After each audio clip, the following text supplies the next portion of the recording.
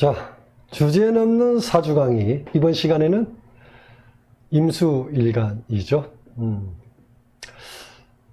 자, 제목을 임수일간은 재물창고 관리자 이렇게 붙여봤는데, 임수 특성이 사실 재물창고라고 할 수 있는 성분이 좀 실질적으로 많이 있다고 봅니다. 그래서 이제 이렇게 이름을 붙여봤는데, 자, 그러면 어떤 면들이 그런 건지에 대해서 하나씩 알아보기로 하고요.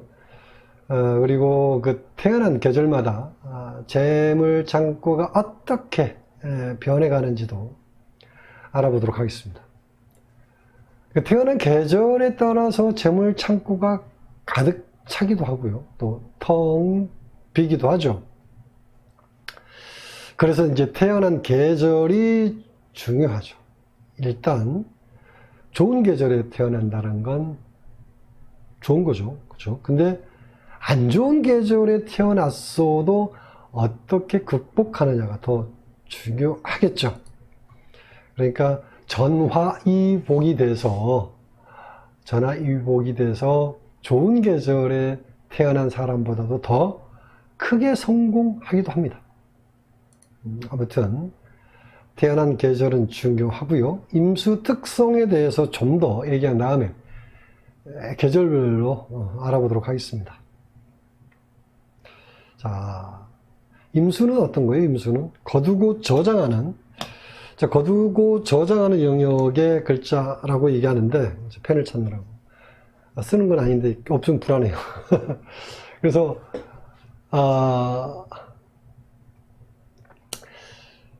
그 음권의 이제 영역에 있는 게 임수죠. 음권에서 이제 그 대장으로 한다고 하죠. 그게 임수인데, 상대적으로 이제 기르고 키우는 그런 영역에서는 병화가 대장이죠. 이렇게 이제 병화하고 임수가 천간에서 핵심적인 역할을 하는데, 병화는 개수를 보조자 도움, 그러니까 개수를 보조자 삼아서 도움을 받는 거고, 양권에서 기르고 키우는 일을 주도적으로 하죠. 그 다음에 임수는 정화를 보조자 삼고 그 도움으로 거두고 저장해서 결국 새로운 생명을 만들어가는 게 임수다.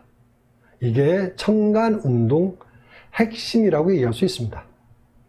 자, 결국 임수는 정화가 걷어들인 물질들을 옮기고 저장해서 새로운 물질을 또 재생산해내는 창고 역할을 하는 거니까 임수 자체가 물질 생산 공장이라고 할 수 있는 거죠. 그게 바로 또 재물 창고다. 그래서 제가 이제 재물 창고라는 이름을 좀 지어봤습니다. 이게 임수일간인데, 그럼 각각 계절마다 어떻게 살아가는지에 대해서 좀 얘기를 해보도록 하겠습니다. 자, 먼저 봄에 태어난 임수일간은 어떨까? 자, 봄이면 인묘진월이죠. 이 시기에 태어난 사람의 재물창고는, 그러니까 곡식창고는 어떤 상태일까? 봄은 원래 춘궁기라고 하죠. 춘궁기. 그래서 배고픈 계절이라는 것은 누구나 다 아는 얘기죠. 그래서 보릿고개라는 말도 이제 봄에 이런 얘기도 하죠. 아무튼 이 말은 이제 봄은 어떤 얘기예요? 곡식창고가 텅텅 비어 있다는 그런 얘기죠. 한마디로 배고픈 시기 이렇게 얘기하죠. 그래서 봄에 태어난 임수일간 어떻다고요? 한마디로 부목이 약하다 이렇게 얘기할 수 있습니다.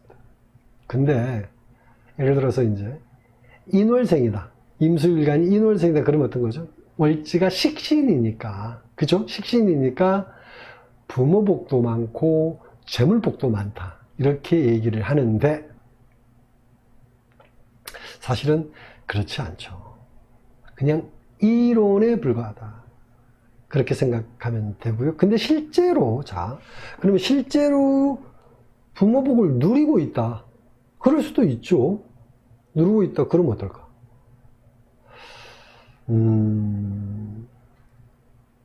이러면 부모복을 누리는 대신에 얻는 것보다 잃는 게 더 많게 된다라고 얘기할 수 있습니다. 자, 그러면 봄에 태어난 임수일간이 재물창고를 채우려면 어떻게 하는 게 좋을까? 간단하죠. 간단해요. 어떻게? 빨리 부모 곁을 떠나서 스스로 자립하는 게 첫 번째죠. 그러기 위해서는 어떻게 해야 돼? 기능기술, 이런 자격증을 취득한다든지 아니면 좀 빠른 취업을 통해서 능력을 갖추는 거죠. 아니면 또 이것도 있죠. 애국계 회사. 애국과 관련 있는 일을 하는 게 좋다.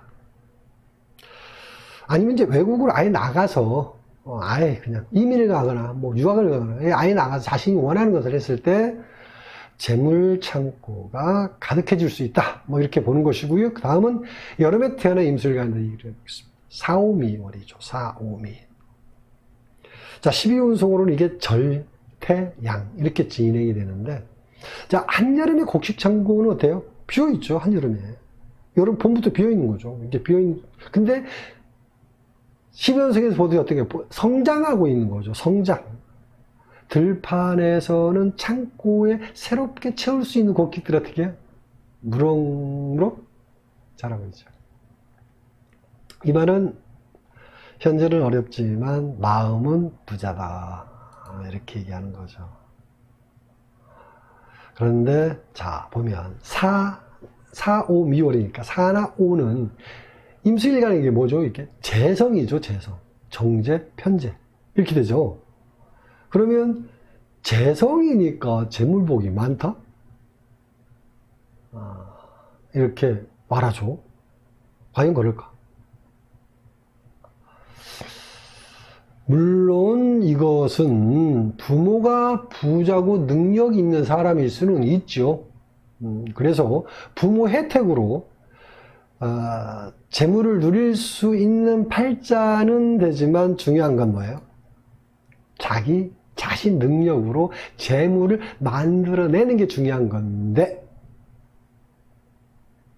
자, 그런 면에서 볼 때는 여름에 태어난 임수는 어떤 거라고요? 스스로 재물을 키워가는 능력은 약하다. 계절만 그렇다고 해서 그렇게 전부라고 얘기할 수는 없습니다만, 단지 사주 구성이 좋아서 바뀔 수는 있겠죠. 일단 그렇게 볼 수 있는데,